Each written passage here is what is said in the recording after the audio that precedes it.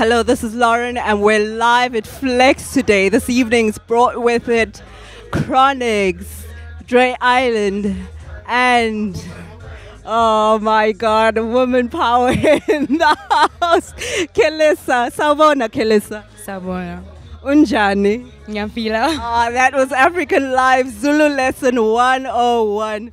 Kelissa, you know, it was such an amazing performance. I've never seen you live on stage before. I've watched videos, you know, on YouTube, and seeing you perform on stage this evening was really amazing. I really felt the vibe so strong. How are you feeling this evening? Feeling good, you know, got a great reception from Austria, from the crowd here, you know. And it's just such a joy to be on the road with my brothers and my sisters spreading the music and the mission, you know. So we're giving thanks. And what's the tour been like around Europe so far? I mean, it's been nothing short of great, you know. Stopping in different cities and getting a taste of, you know, of how diverse Europe really is. And just being on the road and traveling in the bus, and it's just good times, you know, and a lot of memorable moments, and also a lot of learning. You know, every day learning something new, even about myself. So, you know, I just always love traveling. So it's been a great joy, man. Yeah. Oh, when you were on stage, there was something very surprising that you said. You mentioned that you'd already spent some time back in Africa. And where about in Africa were you? Well, firstly, I lived in Tanzania for 3 years. And, you know, while I was there, I traveled in East Africa a little bit. I even got the chance to visit South Africa. And then I did a study abroad in Ghana when I was in the university. I did a semester there. Yeah, so, you know, I got the West African experience as well. And I also recently returned about 2 years now. Wow, yeah, 2 years now. I did a tour called 50 Days in Africa with my brother and my sister, Donisha Prendergast and Michael Kushney. It was a film project. And as we went around interviewing people about the arts and entertainment industries in 6 African countries, we're in Nigeria, Ghana, South Africa, Kenya, Tanzania, and Ethiopia. And, you know, I also got the chance to perform in each country. So it was just great because it just expanded my whole knowledge and even my mission of educating people about, you know, how beautiful Africa really is, because lots of people don't get to see that side of it, you know. So without any doubt, the question repatriation will not come about since you spend quite a lot of time. I guess I kind of repatriated, you know, and even though I'm not physically there, it's definitely my home. I've definitely made it a home in so many different respects, you know. So, and I'm looking forward to returning. It will forever be a part of me, you know. So, and a part of us. You know, we as people all over the world, because we have Africans all over the world, you know. So it's just a joy to interact with people and learn more. And, you know, obviously I love me some Africa, you know, and I still have countries that I still want to go to and experience. So yeah, looking forward to that. And in terms of your career, what actually inspired you as Kelissa to go into the genre of music pertaining to reggae? Well, I grew up in a very musical home. Both my parents are musicians in a band called Chakula and Goldilocks. So growing up, you know, I've seen them perform, making music in the studio, and just I was exposed to the whole process. I think it was kind of a natural thing for me to choose music. You know, I didn't start off doing that. You know, I would you know, do it for fun. But it was really later down when I actually moved to Tanzania that I kind of discovered, you know, my musical side more, and I decided to take it on as a career because it felt like something that was most close to me, you know? Yeah. And on that note, what actually inspires your lyrics? Because you've got a very powerful and very inspiring message that you're sending across. Yeah, well, really we're inspired by the Most High, first and foremost, you know, and by the experiences. I wouldn't say that I own any of my lyrics and any of my music because I think it comes from a divine place. You know, I more feel like I'm a vessel to deliver the messages to the people.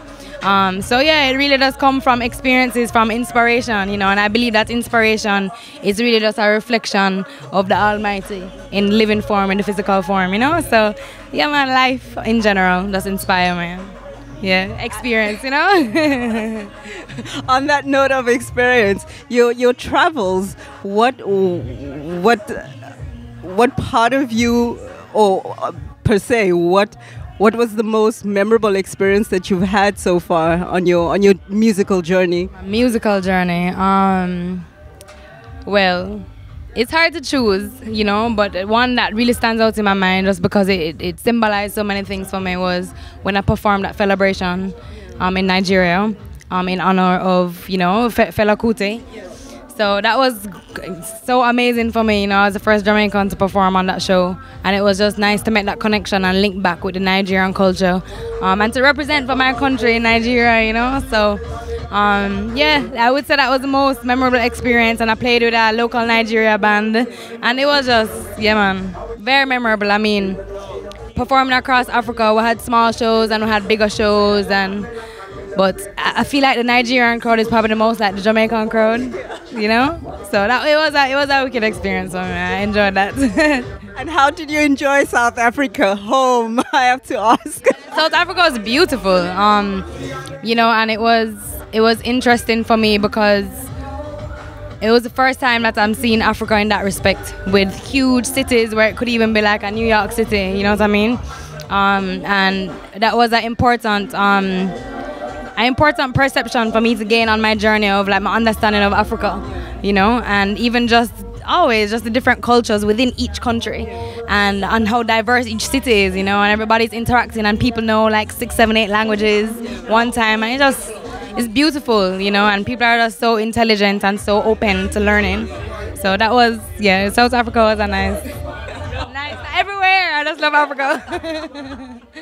Africa's like in Europe. I'm always asking, is Africa a country? No, it's a continent, of course. What message of inspiration would you have to the youth back home, particularly to the young ladies, young girls, who are inspired by reggae music? Not only by reggae music, also by an idol. Yes, by an idol like yourself.